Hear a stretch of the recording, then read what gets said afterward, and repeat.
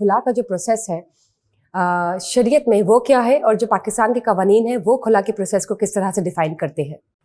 आपने बहुत अच्छा टॉपिक चूज़ किया। आजकल जो सोशल मीडिया के हमारे जो फ्यूज़ बरक़ात हैं उनमें एक मेन ये नुकसान ये है कि ये डाइवोर्स रेशो किसने बहुत तेज़ कर दिया, बड़ा बढ़ा दिया है।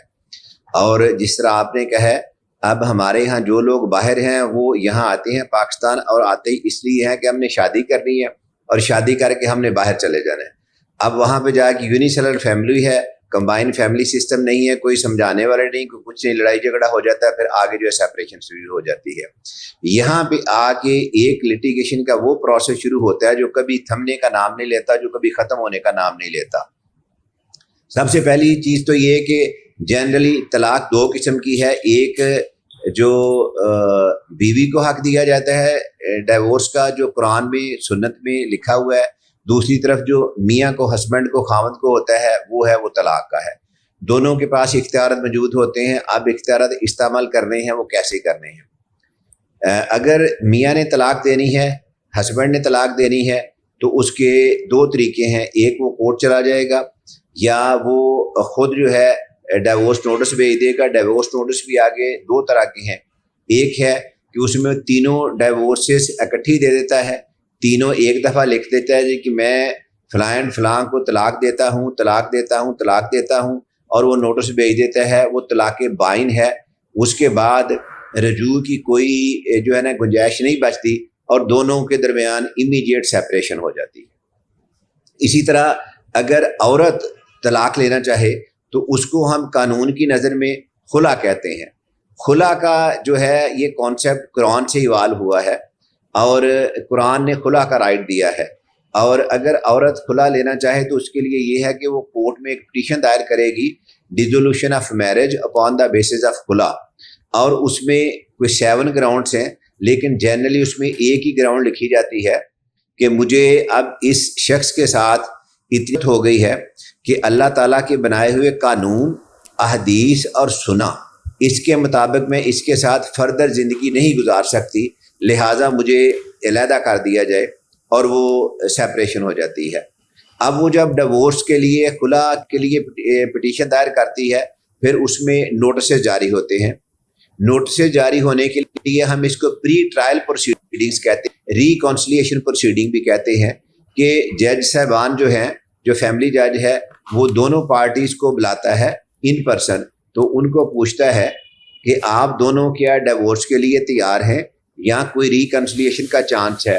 दोनों को कई दफ़ा जजेस समझाते भी हैं, और अगर किसी भी इवेंचुअलिटी में वो आपस में ना रजामंद रह सकें या कहें कि नहीं हमें डिवोर्स ही लेनी है, तो वो डिवोर्स को अनाउंस कर देता है, और उसके बाद वो डिक्री जो है वो चली जाती है मुतल्लिका यूनियन काउंसिल, जहाँ पे निकाह रजिस्ट्रार रहता है या निकाह रजिस्टर हुआ था, वहाँ से इफेक्टिवनेस ऑफ डिवोर्स का सर्टिफिकेट जारी होता है, और ये प्रोसेस कंप्लीट हो जाता है। जो सबसे अहम इशू है जिसकी तरफ आपने तवज्जो दी है, वो ये है कि जो फैमिलीज बाहर चली जाती हैं उनके लिए क्या सिचुएशन है। अब मुसीबत ये है कि वो जो फैमिलीज बाहर हैं, वो या तो वो अपने ईमान के जोर पे चलना शुरू कर देते हैं, या वो किसी अच्छे लॉयर की बजाय रिश्तेदारों से मशवरे लेने शुरू कर देते हैं, और उनके लिए प्रॉब्लम्स आए दिन बढ़ती जाती हैं। वो डिवोर्स लेते लेते या खुला लेते लेते वो जो लड़की है वो उसकी जो है ना ज़िंदगी अज़ाब बन जाती है। उसके दो तरीके हैं। एक तो ये है कि वो अगर पाकिस्तान वापस आ गई है तो पाकिस्तान वापस आके जो तरीक़ेकार मैंने ऑलरेडी बताया है उसके तहत खुला फाइल करेगी, उस तरीके के तहत वो हो जाएगी।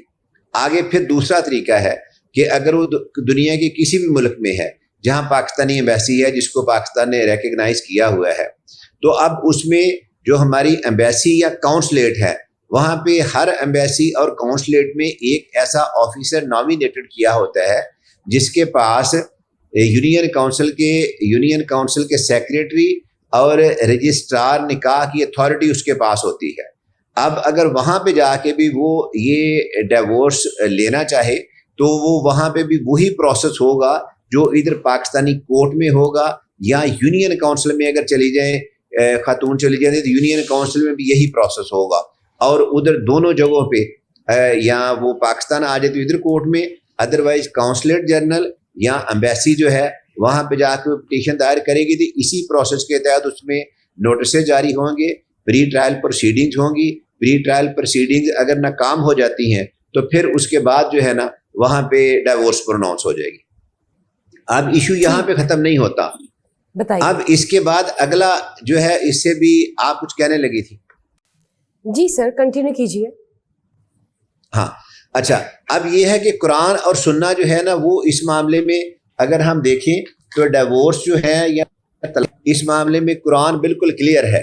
آلدو حلال چیزوں میں سب سے بری چیز حدیث کے مطابق ڈیورس کو کہا گیا ہے، لیکن طریقہ کار جو ہے سورہ البقرہ آیت 229 میں لکھا گیا ہے.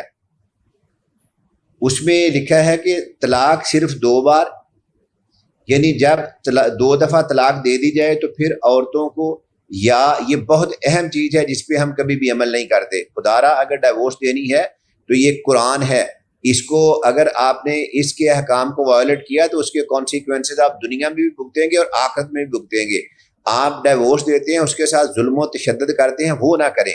جس طرح طریقہ کار قرآن نے دیا ہے اس کو آپ فالو کریں. وہ یہ ہے کہ یا تو بطریق شائستہ نکاح میں رہنے دیں اور یہی بلائی، اور یا بلائی کے ساتھ ان کو چھوڑ دیں. یعنی جو ہم مارتے پیٹتے ہیں، لڑائی جھگڑا کرتے ہیں، اسے منع.